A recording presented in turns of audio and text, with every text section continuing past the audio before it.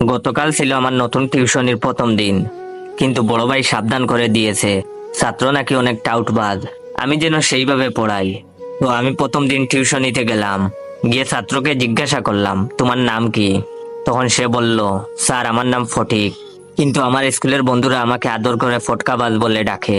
ছাত্রের মুখ থেকে এই কথা শোনায় বুঝতে পারছিলাম ছাত্র আমার 1 নম্বরের টাউটার।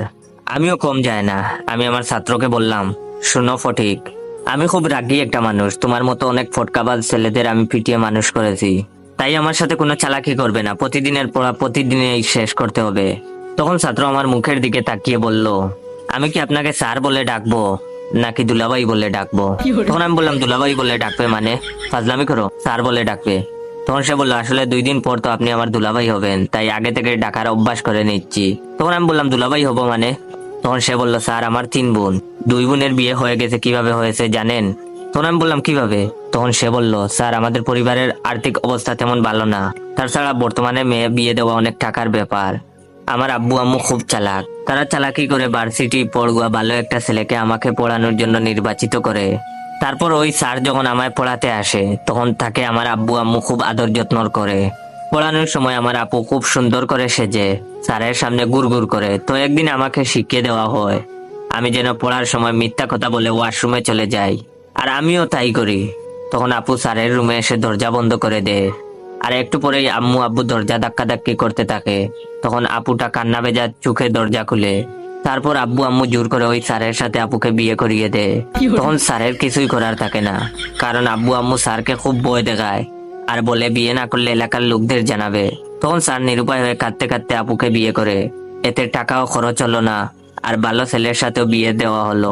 2 জনের বিয়ে এভাবেই হয়েছে, আর 3 নম্বর বোনের বিয়ের জন্য আব্বু আম্মু আপনাকে নির্বাচিত করেছে। ছাত্রের মুখ থেকে এইসব কথা শোনার পর আমার অবস্থা খুব খারাপ হয়ে যায়। আমি উঠে দাঁড়ানোর শক্তি পর্যন্ত হারিয়ে ফেলি, হাত পা আমার থরথর করে কাঁপতে থাকে। তখন ছাত্র আমার কানের কাছে ফিস ফিস করে বলল, স্যার একটু পর আপু আসবে চা দেবার নাম করে আপনাকে দেখতে। আমি তখন কথা বলার শক্তি পর্যন্ত হারিয়ে ফেলেছি। ঠিক তখনই দেখলাম কালো একটা মেয়ে মুখে সাদা পাউডার মেখেছে, টুটে লাল লিপস্টিক, লাল টিপ, একদম অদ্ভুত খারাপ দেখতে, হাতে চায়ের কাপ নিয়ে আমার কাছে আসছে। ছাত্র তখন আমার আবার ফিস ফিস করে বলল, স্যার আমার আপু, তার সাথেই আপনাকে আব্বু আম্মু জোর করে বিয়ে দিবে।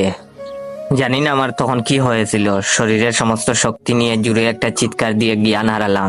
যখন জ্ঞান ফিরলো তখন দেখি ছাত্রের মা আমার মাথায় পানি ঢালছে, আর ছাত্রের বাবা আমার হাত পা মালিশ করছে। আমি তখন সোজা ছাত্রের মায়ের পায়ে ধরে কাঁদতে কাঁদতে বললাম, আন্টি আমায় মাফ করে দেন, আমি বিয়ে করতে পারবো না, আমি খুব গরিব, আমাকে নিয়ে আমার বাবা মার অনেক স্বপ্ন, তাছাড়া আমার গার্লফ্রেন্ডও আছে, ও যদি জানে আমি বিয়ে করেছি তাহলে আমায় মেরে ফেলবে। বাই দ্য ওয়ে এইটা মিথ্যা ডায়লগ ছিল। তখন তিনি বললেন, আরে বাবা তুমি আমার পা ছাড়ো, আর বিয়ে করবা না মানে কি? তখন আমি বললাম, আমি আপনার মেয়েকে বিয়ে করতে পারবো না। ছাত্রের মা আমার কথা শুনে একদম চমকে গেলেন। তারপর আমাকে সোফায় বসিয়ে বললেন, আমার মেয়ে মানে? আমার তো কোনো মেয়েই নেই, আমার তো একটা মাত্র ছেলে। তখন আমি বললাম, তাহলে ওই মেয়েটাকে? তখন তিনি বললেন, আমাদের বাসার কাজের মেয়ে। ওয়েট ওয়েট, গল্পটা শেষ করার আগে আমার এই ভিডিওটা আপনার 15 জন বন্ধুকে শেয়ার করে দিবেন। অনেকে আমার ভিডিওতে কমেন্ট করেন, জয় ভাই প্রতিদিন নতুন নতুন ফানি গল্প দেও না কেন? তো ভাই আপনাদের উদ্দেশ্যে, আমি ফানি গল্প দিয়ে কি করব? আপনারা তো লাইক কমেন্ট শেয়ার কিছুই করেন না। তো যদি চান আমি প্রতিদিন রেগুলার ফানি ফানি গল্প দেই, তাহলে অবশ্যই আমার এই ভিডিওটা আপনার 15 জন বন্ধুকে শেয়ার করে দিবেন, এন্ড কমেন্ট বক্সে বলবেন গল্পটা কেমন লাগছে, এরকম গল্প কি প্রতিদিন চান? যখন আন্টি বললেন ওই মেয়েটা ওনাদের বাসার কাজের মেয়ে, এই কথাটা শোনার পর আমার মাথায় আকাশ ভেঙে পড়লো। শেষে কিনে এই পিচ্চি ছেলে আমায় কাঁদিয়ে ছাড়লো। আমি তখন ছাত্রের মাকে বললাম, আন্টি ফটিক কোথায়? তখন আন্টি বললেন, ফটিক কে? আমি বললাম, আপনার ছেলে। তখন তিনি বললেন, আমার ছেলের নাম তো পিয়াস, আর তুমি অজ্ঞান হবার পর পিয়াস যেন কোথায় গেল। আমার মাথায় তখন জিম জিম করছে, এই ছেলেটা মহা টাউটার, এই বয়সে যেরকম টাউটারি করে বড় হলে না জানি কি কি করে। আন্টি তখন আমার মাথায় হাত রেখে বলল, বাবা তোমার মনে হয় আজ শরীরটা খারাপ, তুমি বরং আজ চলে যাও, কাল থেকে না হয়ে এসো। আমি রাস্তা দিয়ে হাঁটছি আর ভাবছি, সারা জীবন আমি মানুষদের সাথে ফটকাবাজি করেছি, আর আজ কিনা আমার হাঁটুর বয়সী ছেলে আমায় কাঁদিয়ে ছাড়লো। বেঁচে থাকতে এই মুখটাও ওই ছেলেকে আর দেখাবো না।